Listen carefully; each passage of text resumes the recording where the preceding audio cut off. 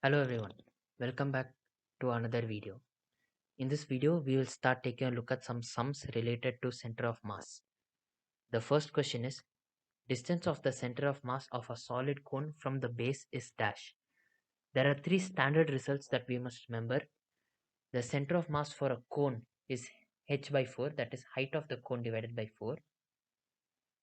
For a hemisphere, it is minus 3r by 8 from the center, whereas for a sphere, a cube or a cuboid, it is the geometric center of the shape.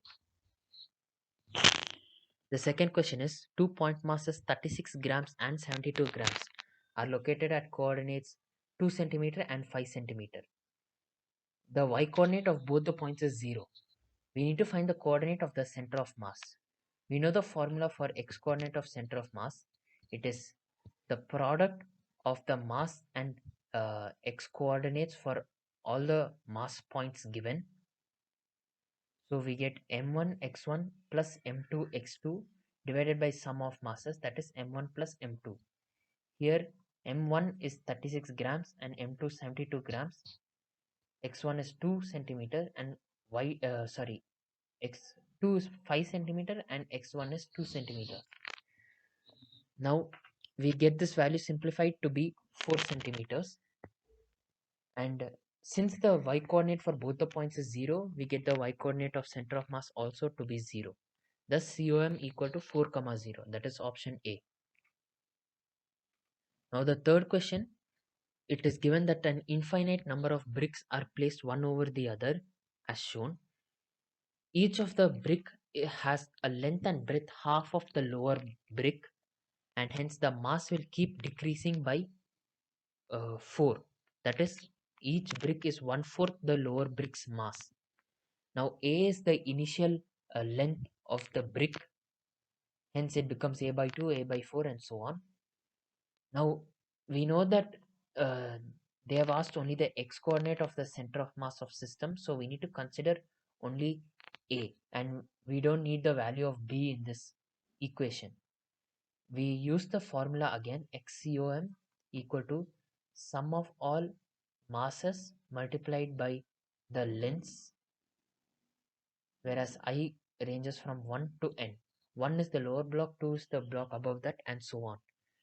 We can represent it in this form. First we have A by 2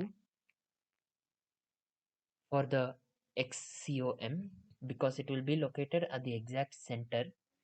The next one will be located at A by 4, A by 8 and so on. But here we consider A by 16. This is because even the mass reduces. The mass becomes m by 4. So we have m by 4 into A by 4 giving us ma by 16. We apply the same logic for A by 28, A by 128 and so on. Since it is an infinite GP, we don't need to write all the values. We take m common from both numerator and denominator.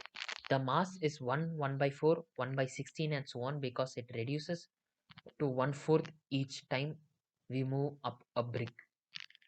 Now we can cancel the masses from numerator and denominator, and uh, only A is the variable left in the numerator.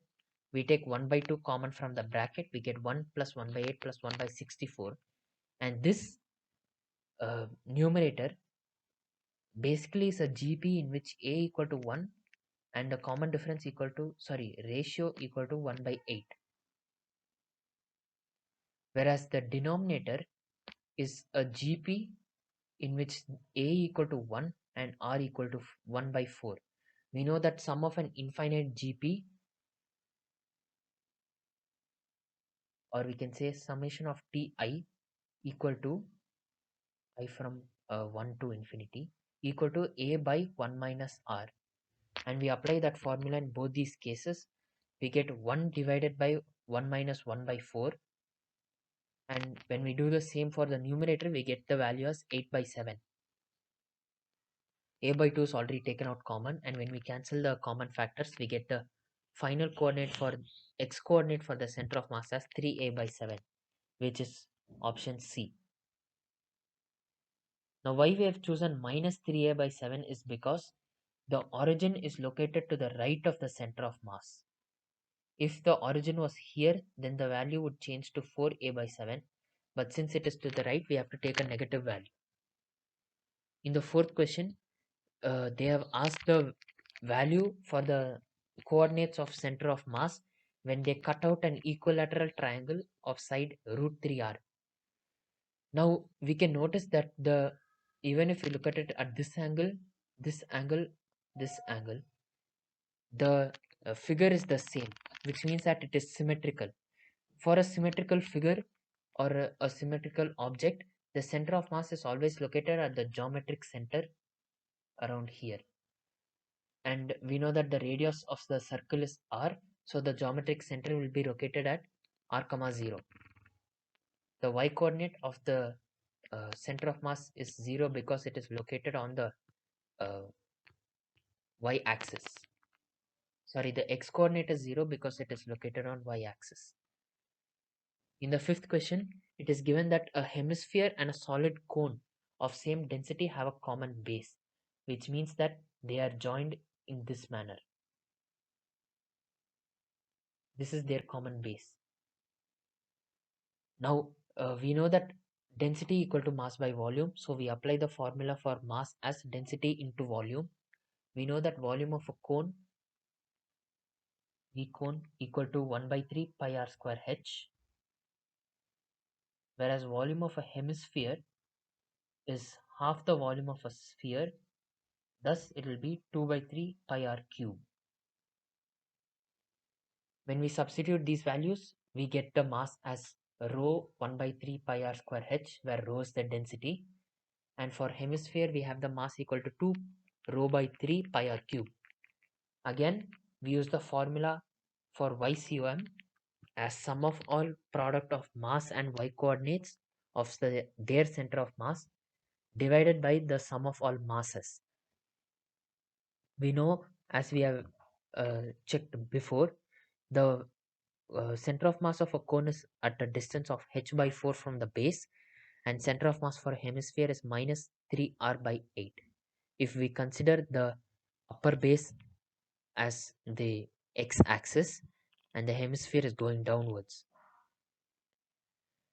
thus we have rho by 3 pi r square h into h/4 for the cone, and we have um, 2 rho by 3 pi r cube into minus 3r/8 for the hemisphere.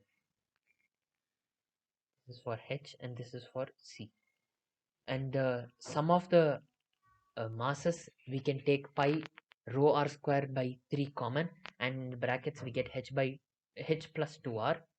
We know that YCOM is 0 because when we have a figure which has all two of their center of masses in the same straight line, then we know that the third center of mass or the combined center of mass will also be located on the same line.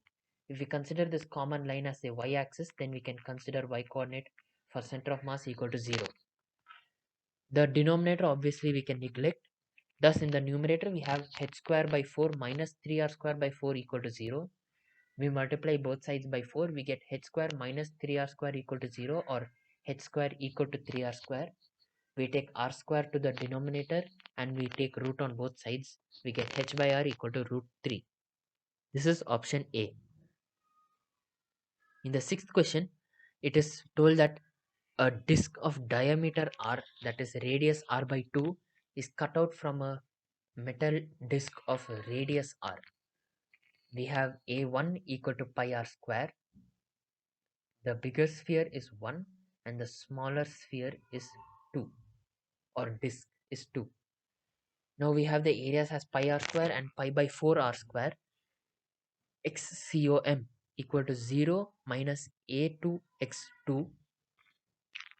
Here we get 0 for A1 because the x coordinate for the center of mass we are considering as 0 comma 0. Now we divided by the difference of their masses in this case because we have cut out this region. This region is no longer a part of the mass. Thus we neglect this, and hence we have A1 minus A2 in the denominator. Now when we put in the values for A2 as pi by 4 r square and x2 as r by 2, we get the simplified value for xcom as minus r by 6. This is option D, r by 6 from the center. In the seventh question, we have a theory problem. The center of mass of a system of two particles divides the distance between them in dash. Now we know that the ratio of masses of particles will be in inverse ratio. That is, for M2 we have M1g by M1 plus M2, whereas for M1 we have M2g by M1 plus M2 for acceleration. We know that the formula format is the same for acceleration and distance. So instead of g, we can substitute x on both the formulas, and we can see that it's inverse ratio. That is, for M2 we substitute M1, and M1 we substitute M2. Thus option C will be the correct answer.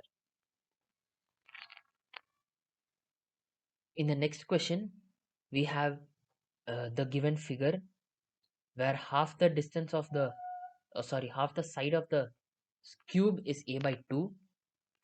We have to find the x coordinate of the center of mass of the entire planar section. Now we use the same formula, x coordinate of center of mass equal to sum of all product of mass into the x coordinate divided by the sum of all masses. We know that the center of mass of a cube or a sphere will be at the center. So we have three centers of mass here, here and here. That is a by 2 comma a by 2, 3a by 2 comma a by 2 and a by 2 comma 3a by 2. Now we have 3a, a and a. We take the 2 completed to the denominator. We take m common from numerator. We get 5a into m divided by 2 into 3m. We cancel the m. We get 5a by 6 equal to xcom. Now since all three are squares, the ycom will be the same as the xcom. It is symmetrical. Hence we have ycom also equal to 5a by 6. Our center of mass is at 5a by 6 comma 5a by 6.